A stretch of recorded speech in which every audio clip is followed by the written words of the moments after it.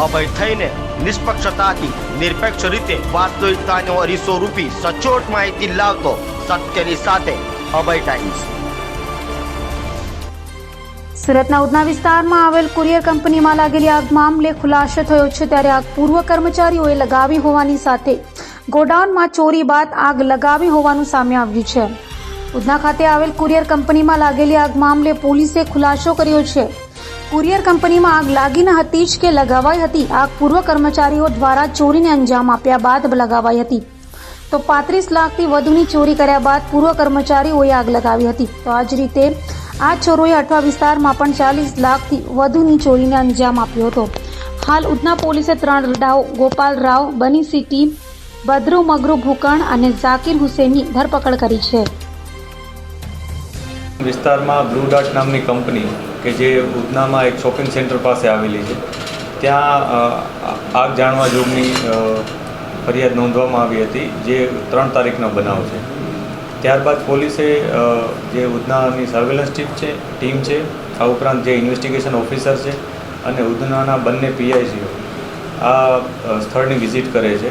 આ સ્થળની વિઝિટ કરતાં પોલીસને થોડીક શંકા જાય છે, કેમ કે જે રીતના આગનો બનાવ બને છે અને જે રીતના ઘટના આ લોકોએ વર્ણવી હતી અને સ્થળ ઉપર જે પરિસ્થિતિ હતી, આ તમામમાં થોડુંક વિરોધાભાસ પોલીસને જણાય છે, જેથી પોલીસ વધુ ઊંડાણપૂર્વક આમાં તપાસ કરે છે।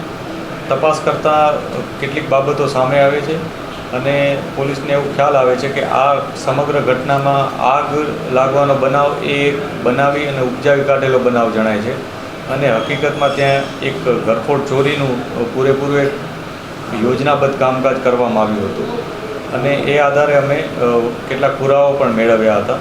સમગ્ર બનાવમાં આગ જાણવા જોગમાં 36 લાખથી વધારેનો મુદ્દામાલ નુકસાન થયું હતું, એ પ્રકારની ફરિયાદ નોંધવામાં શરૂઆતમાં આવી હતી। પરંતુ જ્યારે અમને ખબર પડી કે આ મુદ્દામાલ કોઈ પણ જાતનું આગમાં નુકસાન થયું નથી, પરંતુ એની ચોરી થઈ હતી।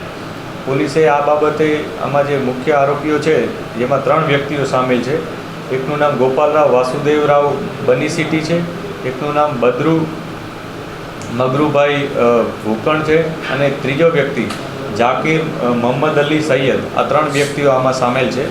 આમાં જે આખું પ્લાનિંગનું જે આયોજન હતું કે જે કઈ રીતના આ ઘટનાને અંજામ આપવું, એનું જે આયોજન કરવામાં આવ્યું હતું, એ થીમ નક્કી કરવાવાળો ઝાકીર હતો, જ્યારે અન્ય 2 વ્યક્તિઓ આનો એક્ઝિક્યુશનમાં સામેલ હતા।